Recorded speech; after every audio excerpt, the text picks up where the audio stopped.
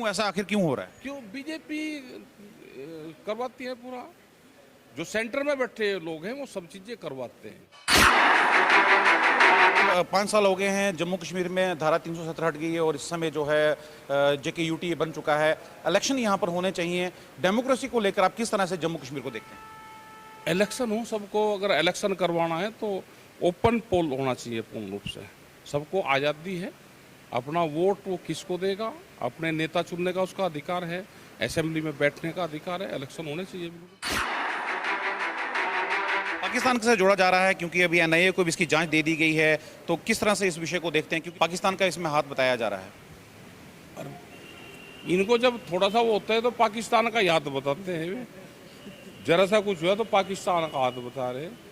अरे देश में धारा ही है, संविधान है, पुलिस है, फोर्स है। जिसने हत्या करी 302 का केस लगेगा, वो भुगतेगा।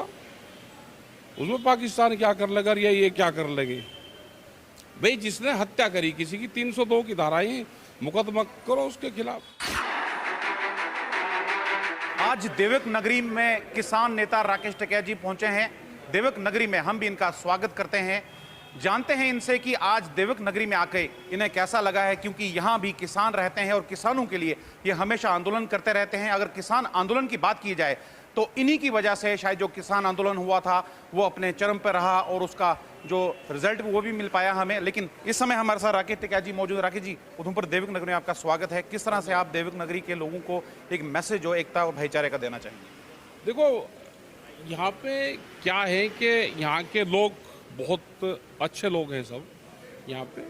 और ये सिटी और पूरा जम्मू कश्मीर, इनको लोग देखने आते हैं बाहर से। यहाँ पे शांति रहे। यहाँ के जो लोग कारोबारी हैं, अपना कारोबार उनका ठीक चले। यहाँ की गवर्नमेंट से, भारत सरकार से हमारा ये है कि होम स्टे वाली पॉलिसी लागू करें। उससे 2 रुपया यहाँ के जो किसान हैं, जो गांव में रहने वाले लोग हैं, उनके पास में आएगा। ये हिमाचल की पॉलिसी है, विलेज टूरिज्म पॉलिसी। यहाँ पे टूरिस्ट बहुत आता है, तो उसको अगर सस्ता और टिकाऊ संसाधन मिल जाएंगे तो बहुत टूरिस्ट यहाँ पाएगा। उसी से यहाँ इनकम बढ़ेगी। क्योंकि बीच में 3-4 साल कोरोना काल रहा, बहुत हालत ख़राब रही। अब की बार टूरिस्ट बहुत आ रहा है और जो हिली स्टेट है हमारे, वो टूरिस्ट से हमको फ़ायदा हो सकता है। यहाँ पे जो सब्जियाँ जो पैदा होती है, जो वेजिटेबल्स, फल फ्रूट पैदा होता है, ट्रांसपोर्ट सब्सिडी सरकार व्यवस्था करवावे खेत से मंडी तक, तो लोग यहाँ पे उनको 2 रुपये का फ़ायदा होगा। ये 2-3 चीज़ें बड़ी है। अभी हमने देखा, कल हम श्रीनगर से आए तो 8 से 9 दिन तक ट्रक रुके हुए हैं। अगर जिसमें सब्जियाँ होगी, कोई फल फ्रूट्स कोई होगा, तो 9 दिन में तो ख़त्म हो गया। ये एक साजिश है या इत्तेफाक है, ये नहीं पता। ये तो नहीं है कि जम्मू कश्मीर के जो किसान हैं वे हैं, उनको नुकसान पहुँचाया जाए। 8 दिन तक ट्रक नहीं रुकता, वे रोक रखे। जिनमें इस तरह की सेंसिटिव चीज़ होती है, जो खराब होने वाली चीज़ें होती हैं, उनको तुरंत रास्ता देकर उनको छोड़ना चाहिए। वो तो एम्बुलेंस की तरह एक किस्म से। टिकैत साहब, 5 साल हो गए हैं, जम्मू कश्मीर में धारा 370 हट गई है और इस समय जो है JKUT बन चुका है। इलेक्शन यहाँ पर होने चाहिए। डेमोक्रेसी को लेकर आप किस तरह से जम्मू कश्मीर को देखते हैं? इलेक्शन हो, सबको अगर इलेक्शन करवाना है तो ओपन पोल होना चाहिए पूर्ण रूप से। सबको आज़ादी है, अपना वोट वो किसको देगा, अपने नेता चुनने का उसका अधिकार है, असेंबली में बैठने का अधिकार है। इलेक्शन होने चाहिए बिल्कुल। आपने इन्वेस्टमेंट की बात की, किसानों की, जम्मू कश्मीर किसानों की इन्वेस्टमेंट की बात की कि उनकी भी जो ग्रोथ होनी चाहिए। आप किस तरह से किसानों को देखते हैं? उनके लिए किस तरह का आप एक सरकार से बात कर सकते हैं, या उनके लिए क्या सुझाव जो है जम्मू कश्मीर UT प्रशासन को देना चाहेंगे? हमारा ये है कि जो किसान है वहाँ पे, जो फल फ्रूट सब्जियाँ वेजिटेबल जो भी वहाँ पे पैदा होता है, उसकी व्यवस्था सरकार करे। खेत से मंडी तक ट्रांसपोर्ट सब्सिडी दे, उनका माल रुकना खराब ना हो, तो उससे बहुत आमदनी हो जाएगी। दूसरा है कि टूरिज्म से बहुत पैसा आ सकता है। टूरिज्म में होम स्टे वाली जो पॉलिसी है, ये हिमाचल प्रदेश में, उत्तराखंड में और अपने और जगह भी ये पॉलिसी लागू होगी। क्योंकि अगर बड़े होटल में हम रुकेंगे तो उसका पैसा सीधा बड़े लोगों के पास में जाएगा। अगर हम होम स्टे वाली पॉलिसी लेकर आएंगे तो उसका पैसा सीधा गांव के आदमी के पास में जाएगा, जो गांव में रहता है। वो यहाँ से पलायन नहीं करेगा, तो रुका रहेगा।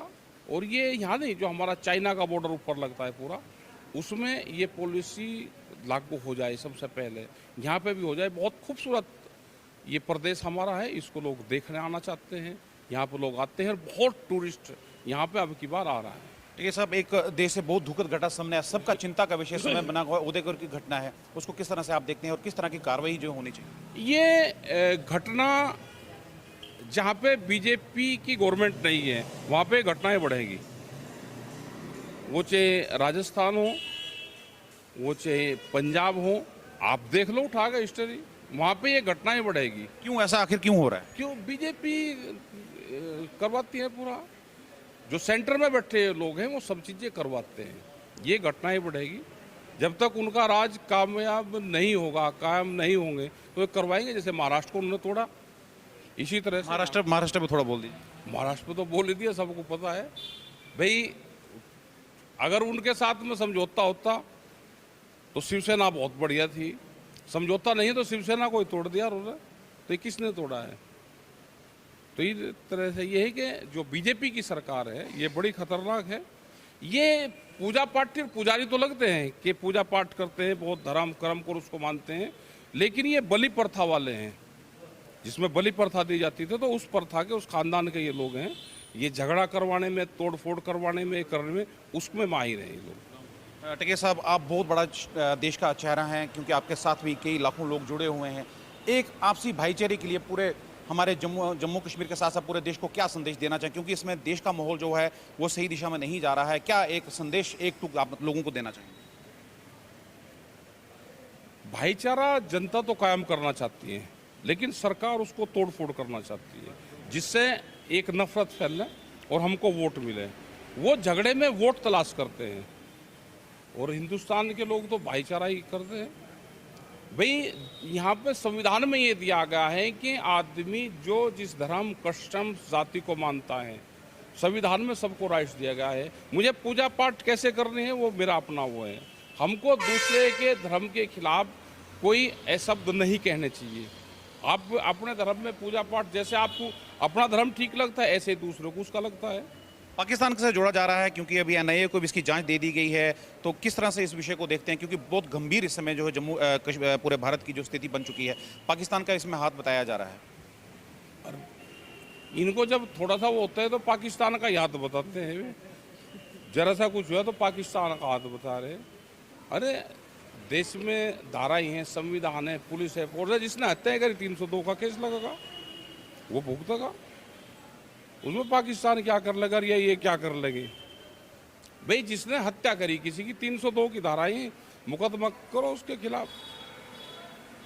धन्यवाद टिकैत जी, ये उन सब बातों की हमारे साथ जो जानकारी साझा करने के लिए। तो ये हमारे साथ किसान नेता राकेश टिकैत जी मौजूद हैं। इनका कहना है कि जम्मू कश्मीर के जो किसान हैं उन्हें भी लाभ मिलना चाहिए, उन्हें भी जम्मू कश्मीर, क्योंकि यहाँ पर बहुत ज़्यादा जो स्कोप है वो यहाँ पर एग्रीकल्चर का स्कोप है, सरकार को इसके बारे में संज्ञान लेना चाहिए। और जम्मू कश्मीर, अगर इलेक्शन की बात की जाए तो यहाँ पर जल्द से जल्द इलेक्शन होने चाहिए, ताकि लोगों को एक स्थिर सरकार मिल पाए। और उसके साथ जिस तरह से इन्होंने ये कहा है कि उदयपुर की घटना जो हुई है वो भी कहीं ना कहीं एक बहुत गंभीर इस समय जो है देश की समस्या है, क्योंकि यहाँ पर जो है जिन लोगों ने ऐसी जो घटना को अंजाम दिया उनके खिलाफ भी 302 के तहत मुकदमा होना चाहिए, और जो भी फैसला जो कोर्ट लेगी उसकी तरह से उन्हें जो सज़ा देनी चाहिए। और साथ में जिस तरह से इन्होंने कहा कि जो अभी महाराष्ट्र में सरकार गिरी है, उन्हें सीधा सीधा आरोप जो है वो भाजपा पर लगाया है कि भाजपा की वजह से ही जो सरकार है महाराष्ट्र में गिर चुकी है। और जहां भी भाजपा के सिवा जो सरकारें हैं वहां पर संकट जो है बाकी जो पार्टीज उन पर गहरा गया है। अब देखते हैं कि किस तरह से सरकार जो है आगे महाराष्ट्र में भी चलती है, उस पर भी संज्ञान लेने की जरूरत जो है वो सब पार्टियों को है। और उसके साथ जिस तरह से जम्मू में आज इन्होंने उधमपुर का दौरा किया है, तो उन्होंने कहा कि यहाँ भी किसानों का बहुत बड़ा स्कोप है, और देखते हैं कि अब किसान जो है सरकार उनके लिए क्या कदम